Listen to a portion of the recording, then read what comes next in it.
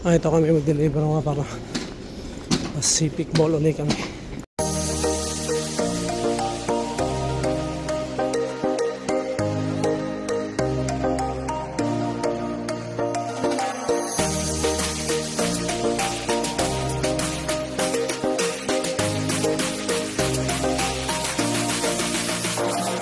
Ito, Davao del Sur, nandito. Oh, Canada!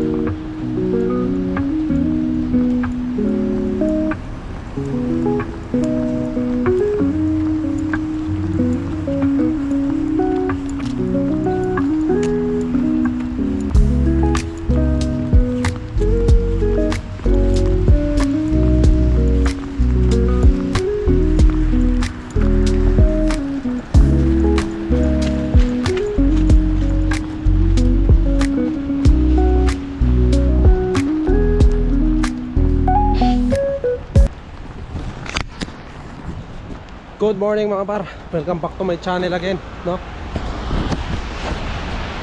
Isang maulan na umaga mga par. Umusang ulan bigla. Hindi ko lang alam kung may basa na. Walang masilungan dito sa ano ko.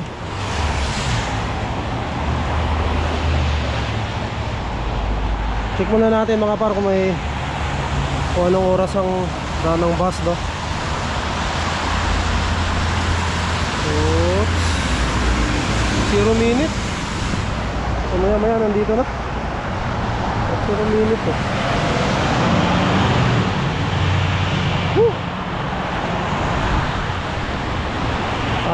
Ano na talaga to mga par, no? Sisimula na ng spring, no? Kasi sisimula na magulan-ulan. So medyo kahapon freezing rain nga. Tapos yung snow medyo tumitigas. Patunaw na rin yan.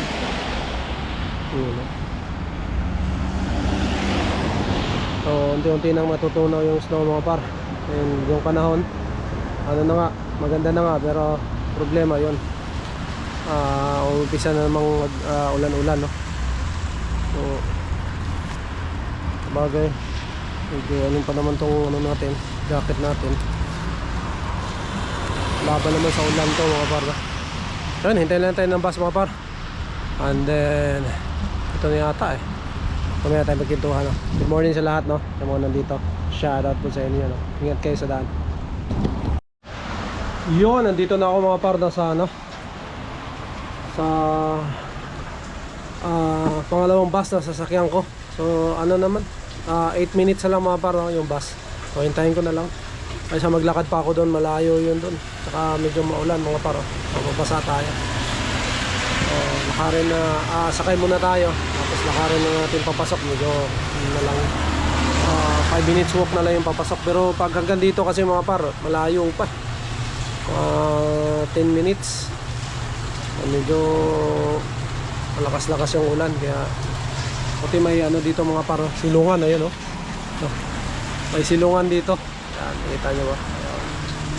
Makakasilong tayo kahit pa paano. Hindi tayo naulanan. Hindi naman siya mahangin mga par, no? Kaya kasi nakakaano tayo. So ayan, kagabi pala mga par, no? Nanood ako ng balita, no? Kasi minsan hindi ako nakakaano ng nakakanood, no, yung Omni News, no, kasi medyo minsan pagod, tapos inasikaso pa tayo, nakakaano na, nakakalimutan natin manood ng ano, no, balita dito sa Canada mga paro, kasi lagi ako nanonood ng Omni News, no. Medyo nitong mga huling araw lang hindi ako nakapanood. Yun nga, may time ako kagabi, no, nanood ako mga par, no, nabalitaan nyo ba yun, no, yung babae na dumulog sa Omni News, no? Naloko siya, no, isa nating kababayan, no.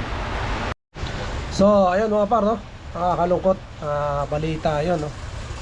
Isa na naman nating kababayang Pilipino, no, Pilipina na 2 dekada na nagtatrabaho dito mga par. And yun nga, una lang, no, nakita nyo naman sa ano, gusto lang niya bumili ng aso, tapos hindi natuloy yung transaction nila. And yun, nag-message sa kanya yung kababayan natin, no, and then inalok siya na mag-invest, no, dun sa mga bahay-bahay na yan, dun sa mga walang mga ano mga par, no, yung walang mga kayahang bumili, so yung hindi na-aproba ng bangko mga par, no. Doon papasok yung third party, parang siya yung magbibigay ng pang ano mo, pang down yata siguro, yun, hindi naman natin kabisado yung ano mga par, no. Mas pagkakaintindi ko lang, kung gaya ng mga wala ka pang ano, no, hindi ka pa anuhin ng bangko rito, o hindi ka kayang palunin ng gandong kalaki na gusto mong bahay, no, diyan sila papasok. And then yun nga, naalok yung isa nating kababayan, yun nga, mag-invest, no, kasi maganda daw ang kita, yun ang masaklap mga par, no, yung kanyang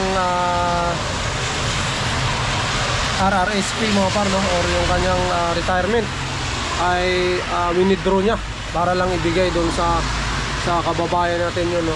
Nagtiwala siya talaga mga par. Grabe. Di ko alam kung paano niya inano yun, no, paano niya naisip. Siguro talaga nagtiwala siya mga par, no, dahil isa pa nga kababayan natin.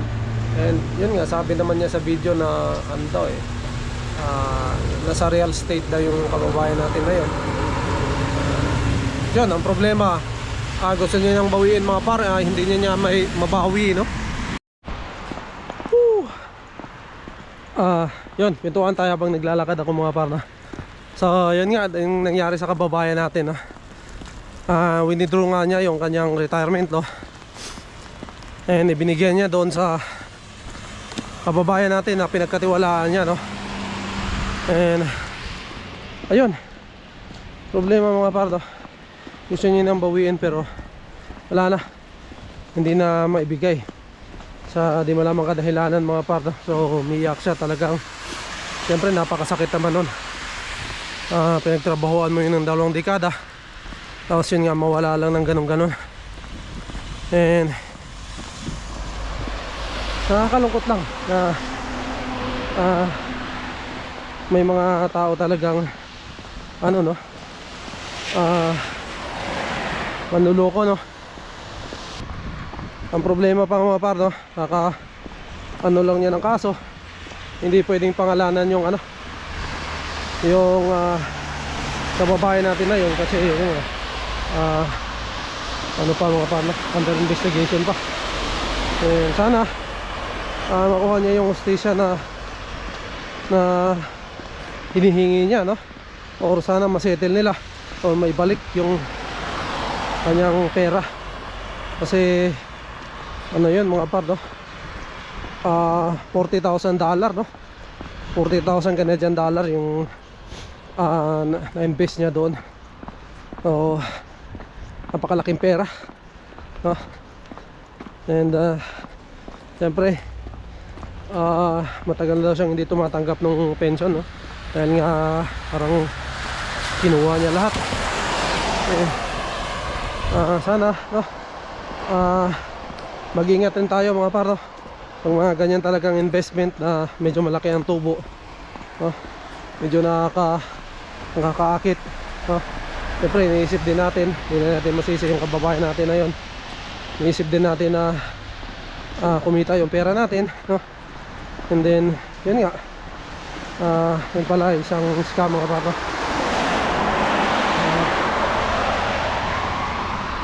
Talagang mag-iingat, no? Mag-iingat tayo, lalong lalo na doon sa mga pera natin mga par, lalong lalo na pagka malakihan na kung anong nangyari sa kababayan natin. Pero ganun pa man, nakapag-file na naman siya ng complaint, no? And sana to, no, mabawi niya yung kanyang pinaghirapan mga par. So ayun lang, ingat-ingat lang tayo mga par, no? Lalong lalo na doon sa mga ayun, nagpipensyon na nga dito sa Canada. So ingatan po natin ating pera dahil once may bigay po natin yan, no, sa hindi siguradong tao, eh wala na, no? Mahirap nang bawiin yan mga par. Yan lang. And yan, yung sabi nga nila, pag too good to be true, no, ay talagang ano ka na, red flag na daw yan, no? Kahit sa Pilipinas maraming gumagawa niyan mga par, no? And marami ring naluloko ibang tao, no? Kaya ayun, ingat-ingat lang. So yan, malapit na tayo sa trabaho natin mga par, no?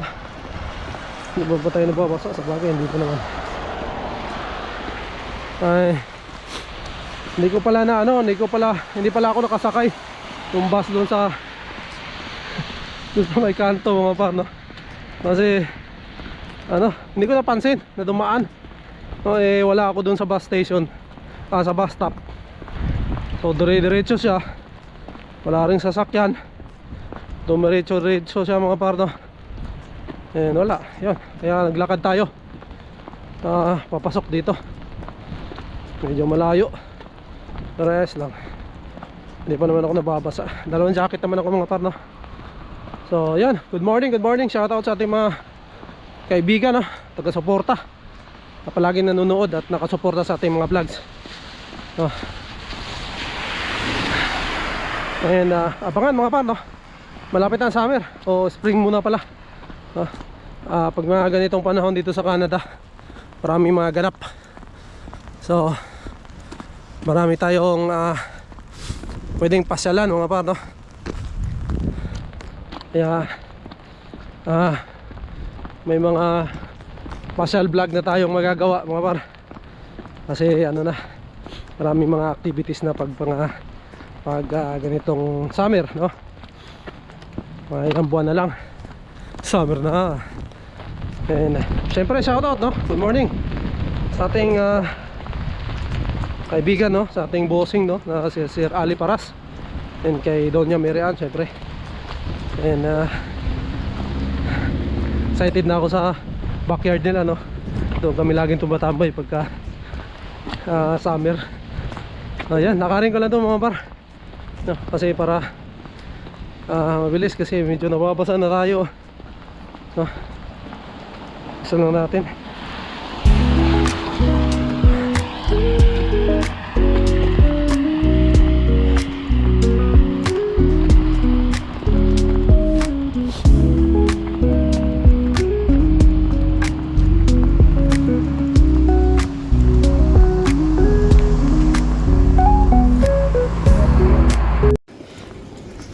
Ito kami mag-deliver mga para Pacific Mall ulit kami. Kasama ko yan. Isa yan sa pinakamatagal dito sa kumpanya natin ng para OG.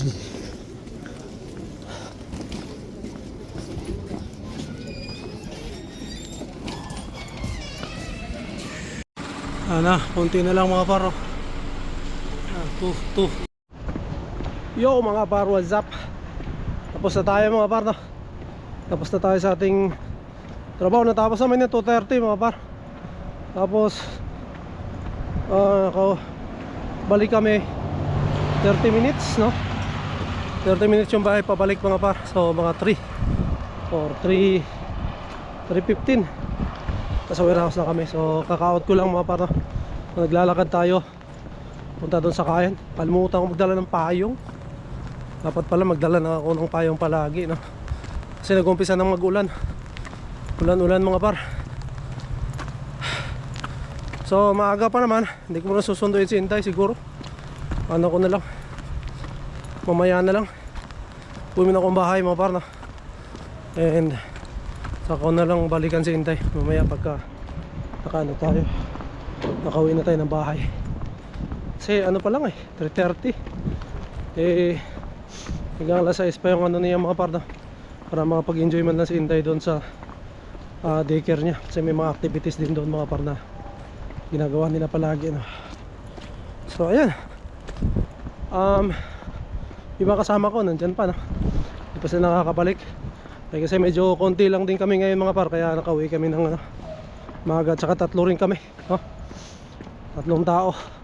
Kasama ko pa rin yung mga idol natin, no? Mga matatagal dyan sa kumpanya mga par. Kasama natin yung 2 driver tsaka isang helper natin. Nag-helper siya minsan sa warehouse.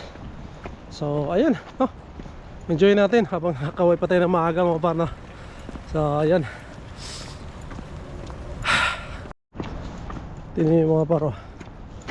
Yung ice, oh. Sabi mag-snow pa daw sa Friday. Mag-snowstorm pa daw sa Friday mga par. Siguro, pero pag nag-snowstorm yan, siguro huling buhos na yan mga par. Kasi mag-spring na rin. Kaya yun, tingnan mo naman, may damo na, oh. Pabiruin mo, nabuhay pa siya dyan, oh. Yung tabunan na yan ng maraming snow, buhay pa rin yung damo. Galing, oh. So damo ng ano yan, pang winter na damo, oh. Ay mga puno na yan mga par, no? Yung mga kalbo na puno na yan, kakadahon na yata yan. Yan, oh, parang sumisibol na eh. Nagkakadahon na yan. Susunod video natin dyan, nakita ko sa inyo may dahon na yan. Diba?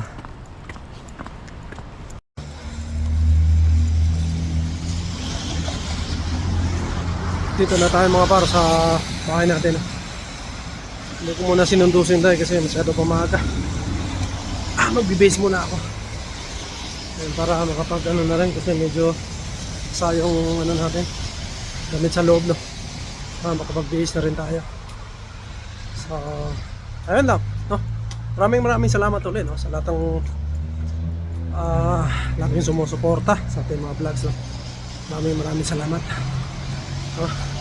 So siguro mga par, dito ko natatapusin ang vlog. To God all the glory, and we'll see you on the next one. Ingat mga par. Bye.